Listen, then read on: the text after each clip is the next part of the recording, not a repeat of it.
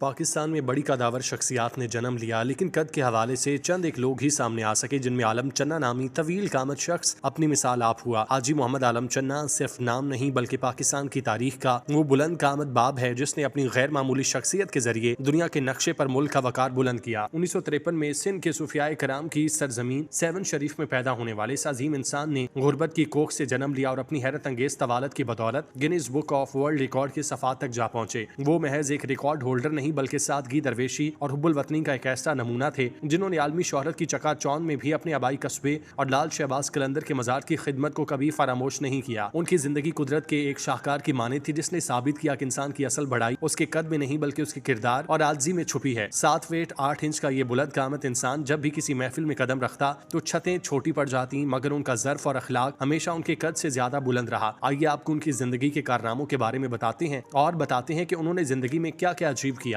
इससे पहले अगर आप हमारे चैनल पर नए हैं तो चैनल को जरूर सब्सक्राइब करें। आलम चन्ना का सबसे बड़ा और नाकाबिले फरामोश कारनामा ये था कि उन्होंने 1982 से 1998 तक लगातार 16 साल तक दुनिया के बुलंद कामत तरीन जिंदा मर्द का एजाज अपने पास रखा। जब Guinness book of world record ने उनकी कदो कामत की बाकायदा तस्दीक की तो उनका कद 7 फीट 8 इंच यानी 234 सेंटीमीटर मापा गया। ये महज जिस्मानी पैमाइश नहीं बल्कि इसने पाकिस्तान को एक ऐसी आलमी शनाख्त दी जो इससे पहले किसी को हासिल न थी। वो जहाँ भी जाते दुनिया भर का मीडिया उनके पीछे होता। उन्होंने जापान से लेकर बरतानिया तक और मशरक़ वस्ता से लेकर अमेरिका तक के दर्जनों सरकारी दौरे किए। इन दौरों का मकसद अक्सर पाकिस्तान की सयाहत और सकाफत को फरोग देना था। उनकी एक झलक देखने के लिए गैर मुल्की हवाई अड्डों पर इतना हुजूम हो जाता कि सिक्योरिटी के लिए पुलिस की भारी नफरी तलब करनी पड़ती। वो एक खामोश सफीर थे जिन्होंने बगैर कुछ कहे दुनिया को पाकिस्तान की तरफ मुतवज्जे किया और साबित किया कि पाकिस्तान में कुदरत के कैसे कैसे शाहकार मौजूद हैं। आलम चन्ना की जिंदगी का सबसे जज्बाती और ईमान अफरोज बाब उनका खाना काबा के अंदर हाजिरी है। ये एजाज इतना बड़ा है कि उस पर जितना लिखा जाए कम है। 1980 की दिहाई में जब वो सऊदी अरब के दौरे पर थे तो उनकी शोहरत और अकीदत को देखते हुए सऊदी हुकाम ने उनके लिए खाना काबा का दरवाजा खोलने का खुसूसी हुक्म जारी किया। जब वो काबा के अंदर दाखिल हुए तो उनकी तवालत की वजह से उन्हें छत के करीब महसूस किया जाता था। उन्होंने वहाँ नफल अदा की और मुल्क पाकिस्तान की सलामती के लिए दुआएं मांगी। इसके अलावा वो रोज़ा रसूल पर हाजिर हुए जहाँ उनका कदो कामत देखकर ज़ायरीन दंग रह गए। वो खुद कहा करते कि अल्लाह ने मुझे ये कद इसलिए दिया ताकि मैं उसके घर के अंदर जाकर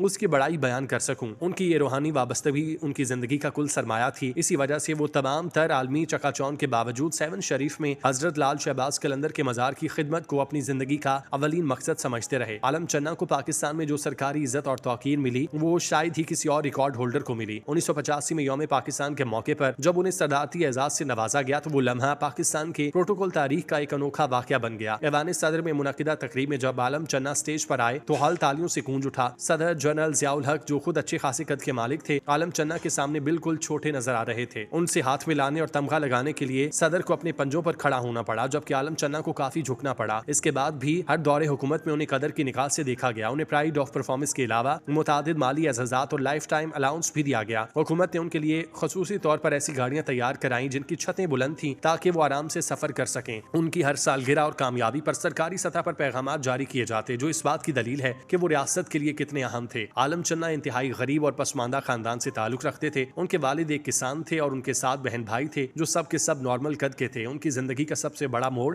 1989 में आया जब उनकी शादी नसीम नामी खातून से हुई। ये शादी उस वक्त की सबसे बड़ी शहसुर्खी बनी क्योंकि हर कोई जानता था दुनिया के बुलंद तरीन इंसान की बीवी कैसी होगी।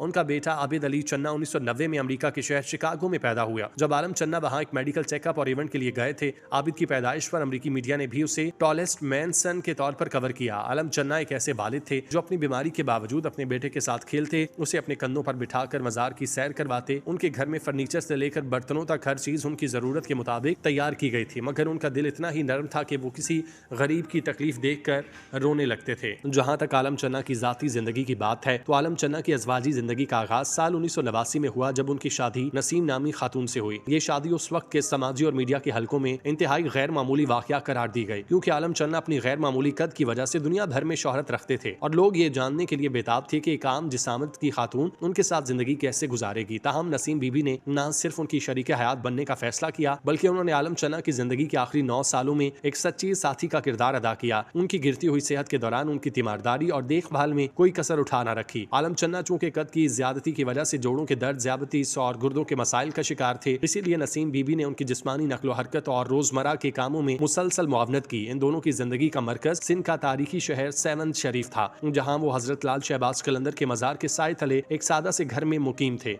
और आलम चन्ना अपनी तमाम तर आलमी शोहरत के बावजूद एक दरवेश सिर्फ इंसान के तौर पर अपनी अहलिया के साथ जिंदगी बसर करते रहे। आलम चन्ना के खानदान की खुशियों में उस वक्त चार चांद लगे जब साल 1990 में उनके हाथ बेटे की विलादत हुई, जिसका नाम आबिद अली चन्ना रखा गया। आबिद अली की पैदाइश इस लिहाज से भी मुनफरिद थी कि वो अमरीकी शहर शिकागो में पैदा हुए, जहाँ आलम चन्ना उस वक्त तिब्बी जांच और मुख्तलिफ तकरीबात के लिए मुकीम थे। आलम चन्ना अपने बेटे से बेपनाह मोहब्बत करते, उसे अपनी जिंदगी का सबसे बड़ा असासा करार देते, क्योंकि वो अक्सर ये कहते कि उनका कद उनके लिए जहाँ शोहरत लाया वहीं बहुत सी जिस्मानी तकालीफ भी लाया। उनका बेटा उनके लिए खुदा का इनाम है। आबिद अली चन्ना ने अपने बचपन के इब्तदाई 8 साल अपने वालिद की आलमी शोहरत के साए में गुजारे, लेकिन जैसा कि हम बता चुके कि 2 जुलाई 1998 को जब आलम चन्ना न्यूयॉर्क के अस्पताल में इंतकाल कर गए तो आबिद अली सिर्फ 8 बरस के थे। वालिद की वफात के बाद उनकी परवरिश उनकी वालिदा नसीम बीबी ने कठिन हालात में की, क्योंकि आलम चन्ना की वफात के बाद खानदान को माली मुश्किलात का सामना रहा। तहम आबिद अली ने अपनी तालीम जारी रखी और बाद अज़ां अपने वालिद के दरीना ताल्लुकात और मेहनत के बलबूते पर रियासत हाय मुत्तहिदा अमरीका मुंतकिल हुए, जहाँ वो रियासत टेक्सास के शहर ह्यूस्टन में अपनी जिंदगी गुजार रहे हैं। अगरचे वालिद की तरह तवील कामत नहीं, लेकिन वो जहाँ भी जाते हैं लोग उन्हें दुनिया के तवील तरीन इंसान के बेटे के तौर पर इज्जत की निगाह से देखते हैं। जहाँ आलम चन्ना का कद उनकी शोहरत का बाइस था, वहीं उनके लिए एक मुस्तकिल जिस्मानी इम्तिहान था। उनके पाँव का साइज 22 सेंट से जायद था, जिसके लिए चमड़े के खसूसी जूते तैयार किए जाते, जिन पर आम जूतों के मुकाबले में 4 गुना ज्यादा मटेरियल लगता। उनका लिबास तैयार करने के लिए 15 से 20 गज कपड़ा दरकार होता। उनकी कमीज की लंबाई किसी आम इंसान के पूरे कद के बराबर होती। उनके लिए सोना एक बड़ा मसला था, क्योंकि किसी भी होटल या घर का बिस्तर उनके लिए छोटा पड़ जाता, जिसकी वजह से वो अक्सर फर्श पर 2 बिस्तर जोड़कर सोते। उनके जोड़ों में शदीद दर्द था, क्योंकि उनका ढांचा इस कदर गैर मामूली वजन और तवालत को सहने के लिए नहीं बना था। आखिरी सालों में जब उनके गुर्दे फेल हुए तो उनका जिस्म बुरी तरह सूज गया, लेकिन इसके बावजूद उनकी हिम्मत की दाद देनी बनती है कि वो कभी मायूस नहीं हुए। उनकी जिंदगी का आखिरी सफर अमेरिका तक का था, जहां वो पाकिस्तान की इज्जत और वकार का आलम लिए हुए दुनिया से रुखसत हुए। हाजी आलम चन्ना की जिंदगी का इख्तिताम एक अहद का खात्मा था, जिसने साबित किया कि इंसान की असल विरासत उसकी शोहरत नहीं बल्कि आजी सादगी है। उनकी यादें